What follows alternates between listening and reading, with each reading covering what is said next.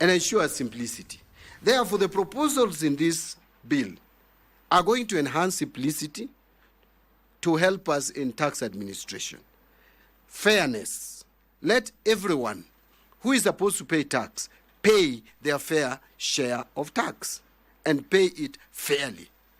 Equity. Let us treat people equally. If you're making money and you're paying tax, pay. Another person who is making money should also pay his fair share or her fair share of tax. That is what is in this bill. And that is what we are pushing forward. And that is what we are asking Kenyans to support. Don't accept to pay tax and your neighbor is not paying tax and they have the capacity, they have the ability, and they are making income. That is the kind of fairness, that is the kind of equity that you need in an economy. And our national tax policy is very clear on equity, on fairness, and inclusion in terms of paying taxes. So let me now address some of the issues that have not been accurately reported on. And when I finish, you can raise questions. Number one is the 25% excise duty on mobile phones. 25% excise duty on mobile phones. I want to address this issue because it keeps on recurring and coming back. In the debate in the social media, not alternative media, every media has been mentioning this. So this is my response. Public discussion has particularly focused on the proposed 25% excise duty on mobile phones, with some commentary framing the proposal as taxation targeting the youth, digital access, and online livelihoods. The National Treasury, however, wishes to clarify that the proposal does not introduce a new tax on mobile phones. Mobile phones are currently subject to multiple domestic taxes and levies during their importation and along the supply chain, which include the following. There is 16% VAT on all mobile phones. There is 10% excise duty as we speak. So excise duty is not new. There is already 10%. There is 25% import duty on mobile phones. There is 2.5% import declaration fee. And finally, there is 2% of railway development levy. These taxes and levies cumulatively create an aggregate tax burden of approximately 55.5% within the current mobile phone taxation framework. 55.5%. On the contrary, the proposal under the Finance Bill 2026 seeks to simplify. So simplicity that I talked about seeks to simplify the existing structure by replacing the current fragmented framework with a single 25% excise duty collected upon activation of the phone. And I have explained this before, that at the moment when the phone arrives at the point of entry, all these levies and taxes are charged. The customs duty, 25%, excise duty, 10%. There is VAT at the point of landing here, 16%. There is import declaration fee of 2.5%. And there is 2% of railway development levy. All that is charged when the phone arrives. Now, immediately the phone leaves the port of entry, there are other taxes because it is followed along the supply chain until it reaches the consumer or the customer. VAT will be charged at every single step.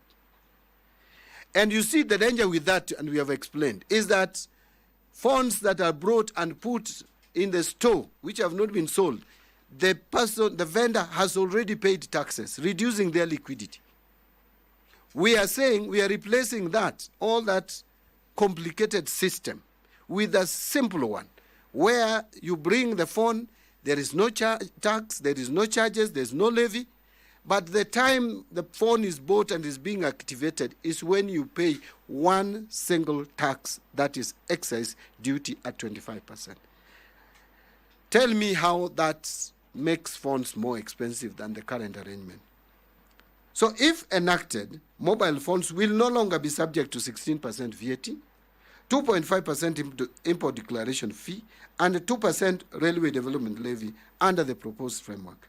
The 25% import duty will also be removed upon implementation of the new tax regime, thereby simplifying the tax structure and lowering the overall domestic tax burden applicable to mobile phones. The proposal was therefore primarily conceived as a tax simplification and rationalization measure rather than the introduction of a new tax on digital access. The National Treasury recognizes that mobile phones increasingly serve as essential tools for communication, education, financial access, online businesses, digital work, and youth economic participation, which explains the heightened public interest surrounding the proposal. So I want to stop there on mobile phones. That is a clarification we can give. It is so clear. It is so flowing. It is so simple. I don't know why this issue must always be debated when we have provided clarity. Why one would want us to have multiple taxes all over the place for mobile phones and cause people who are trading in mobile phones to pay taxes for phones they have not even sold. When we are saying, please allow us to only collect one tax at the time the phone is sold and is ready for use. The second one, and this one is also addressing the issue of equity and fairness. That is the reporting requirements for virtual asset service providers. That is another one that keeps on coming up. So the Finance Bill of 2026 proposes the introduction of a reporting framework for virtual asset transactions through amendments to the Tax Procedures Act. Before I even proceed, it should be noted that virtual asset is a new phenomenon in town. It's a new concept in town. And anything new and it is producing revenue and producing income must also be subjected to tax in the spirit of fairness and equity, because there are other traditional businesses which are paying taxes. Why would new businesses be excluded from paying tax? So traditional businesses and financial transactions already operate within established accounting, record keeping and reporting systems, which make it possible to determine ownership, identify transactions, and facilitate administration of the tax system. The rapid growth of the digital and virtual asset transactions has, however, created a gap within the existing legal framework due to the absence of clear reporting obligations governing such transactions. So the proposal, therefore, seeks to apply reporting and record-keeping principles that are already common within traditional financial and commercial activities to the emerging virtual asset sector. We are just recognizing that there is a new kid in the block, a new sector coming in, virtual assets. They should be brought into the reporting system and reporting framework so that they also pay their fair share of taxes like other traditional financial and commercial activities. This proposal is intended to improve clarity, support effective administration of the tax system, and align the legal framework with the evolving digital and financial environment. Let me now clarify on card payment related fees, because this is another hot area that has been talked about. The Finance Bill of 2026 seeks to clarify the tax treatment of fees charged on digital payment and card transaction services. Over time, digital payment systems have grown rapidly through the use of mobile applications, payment platforms, software systems, and card payment networks. This has created uncertainty on whether some of these technology-based services should be treated as exempt financial services or ordinary commercial services for tax purposes. The proposal in the bill, therefore, seeks to provide clarity and ensure consistent treatment of fees charged on digital payment processing and card transaction services. The amendments are also intended to provide clarity following recent court decisions relating to taxation of fees arising from card transactions and digital payment platforms.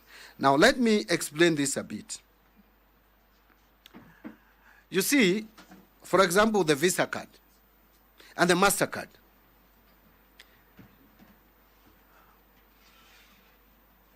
There are these people who provide these platforms to the banks. And banks charge interchange fees. Now, when these people are paid by the banks, are they supposed to just enjoy that income without paying tax? That's a question we should ask ourselves.